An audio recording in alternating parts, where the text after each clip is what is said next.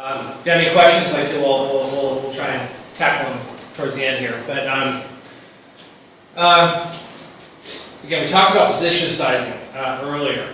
And I think, again, risk management is one of the most important areas that I can ever teach and tell you about. Because if you're not understanding risk management and control, you will wipe yourself out. Eventually you will. Know your risk tolerance level. For some people, their risk tolerance level is lower than others. Some people, they say, I can't lose more than $500 on a trade. I get that, okay? If you have $50,000, I don't want to lose more than 1%, which is $500, right? That's great. Stick to your rules. For some people, their risk tolerance level is much higher. I have a very high threshold of pain, and it's about understanding what you're comfortable with losing or winning at the same time. Diversification. There is no free lunch. Diversification is the only free lunch. So gauging your risk tolerance. We'll talk a little bit about this here. Understanding that, as I told you earlier, trading is not a game of perfect. We are going to win. We're going to lose. Okay, it's part of the whole game. We're going to win. We're going to lose. If you have a tolerance for risk events, like I do, like the example I told you about with Salesforce.com, that was a risk event. We had earnings coming out. Who knew what they were going to do? They got blasted last time.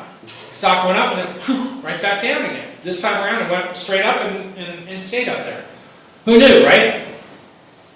I saw some things, some indications in the chart and the technicals, the sentiment, and so forth, and the options trading, and the options market that gave me quite a bit of confidence to go along. But they could have laid an egg too, and I would have lost. I could have lost. And if I did, I would have just said, oh well, accept it and move on and go on to the next trade. That's just the way it works. That's what options trading is all about. For me, in my style. You can use different strategies to mitigate that risk. We talked about that a little bit earlier. You can hedge your positions. You can create different structures like verticals, and there's lots of different more advanced strategies. We can do things called, anybody familiar with the term called a strangle and a straddle? A strangle is when you're buying a call and you're buying a put out of the money. Those are called volatility bets. We're looking for a bet. We're looking for a move that is very, very large. Yesterday, I'm sure all of you guys are familiar with the, because you guys probably always use this product, Monster, the Monster drink, right? or Red Bull, I don't know.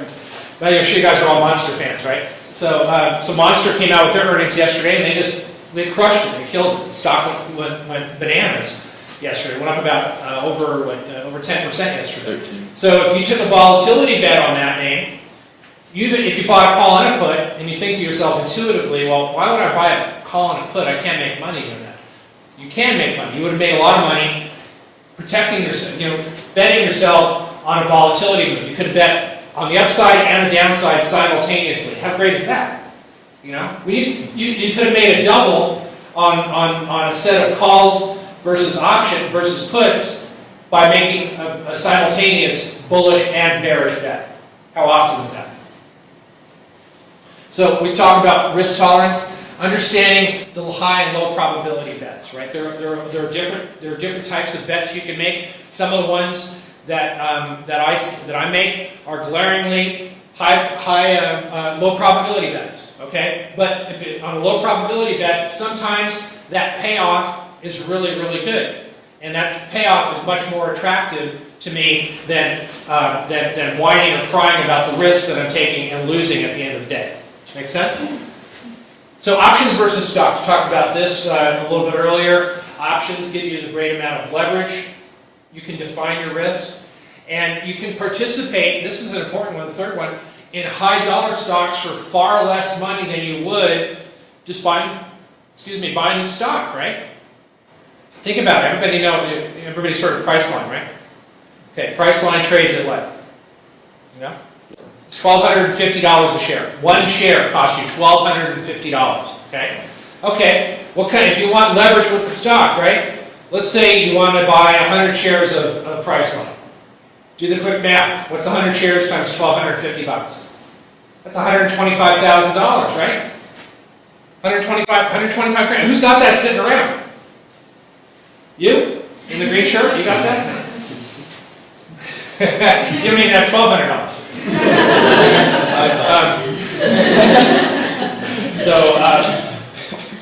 So try to buy 100 shares of Priceline.com. It's out of your league, right? But you could buy it. You can buy an option, right? You can buy a call option if you believe that the stock is going to go up or it's going to go down. You can buy a call option. You can buy a put option for far less.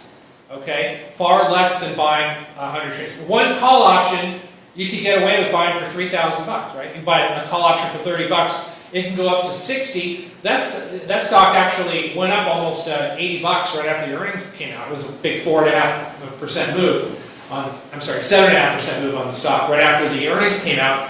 And if you were long those options, you made a killing. Okay, if you're short the stock, you got clobbered. But if you got long the stock, you did pretty well. But if you were long the call option, you made a killing. So. Defining your control parameters. It's really important to, again, assess the type of risk you're comfortable taking. And again, I told you some of my client accounts and some of the service accounts that I have, I won't put much more than 2% of the account at risk. I can put 10 trades on, okay? I diversify myself with 10 trades, 2% each. That's only 20% of my portfolio. If I had $100,000, the most I can lose is $20,000, right? Well, that would sting. That would hurt, right? Because now I got to make $40,000. I got to make 40% on the portfolio just to make that 20% back, right? So, it's more than that actually. But the point is, I've got to understand the risk management. The risk management tells me is about this definition of the amount of money I'm willing to risk on a trade. Dealing with a winner. We all like winners, right? There is no I in team, but there is an I in win, right? It's not all win. But it's not a winner until you sell. Your options expand, though, when you have a winner. Remember the example I gave you about Salesforce? Look at all the options that I have. Look at all the things that I could do. I named out 5 different things that I could do. I could sell all. I could sell half. I could sell an upside call. I could roll it. Etc., etc. You saw all the different things that I could do. I was in the catbird seat. I could dictate my next move. I didn't let the market dictate it for me. You can create different structures. You can lock in gains. You can open new trades. You can protect that position. I could have just stayed with that position and said, you know what, just in case that thing drops, I'm going to buy a put. I'm going to buy a 65 put. I could have been long a 62.50 call and long a 65 put or 70 put. Just in case, I could spend a little bit more money, but just in case, I could lock in that particular game. Here's what nobody likes to talk about, right? Who likes to talk about a loser? Nobody, right? Everybody likes to talk about winning. Nobody wants to talk about losing. But you know what? We have to accept the fact that losing is part of the game.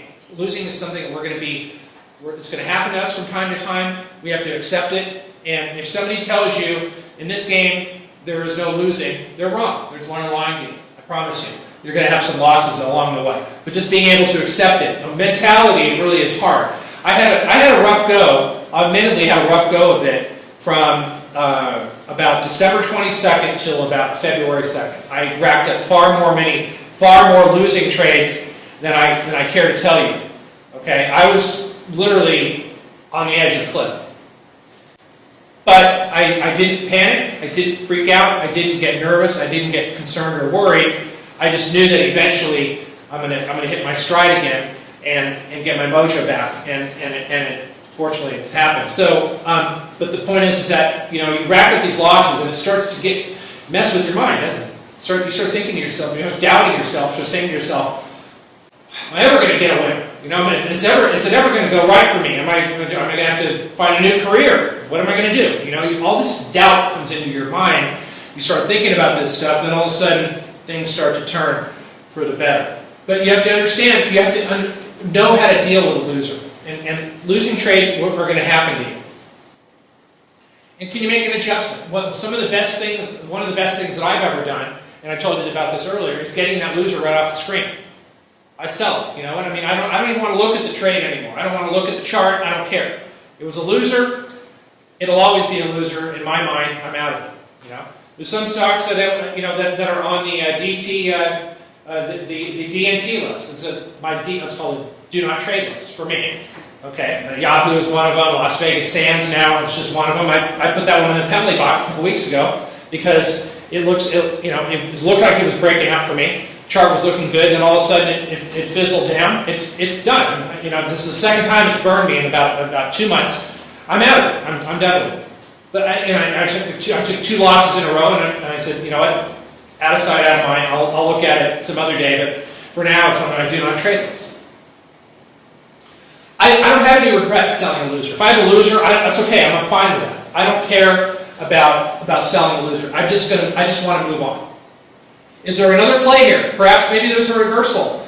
And always understand that if you have fresh eyes on a trade, maybe next week maybe I just lied to you and I said maybe on Monday I'm going to look at Las Vegas Sands. Who knows? If that's the case, if there's a trade set up there, I'm going to look at it again. But a set of fresh eyes is really good. Now I'm not going to look at. Promise you, I'm not going to look at Las Vegas Sands.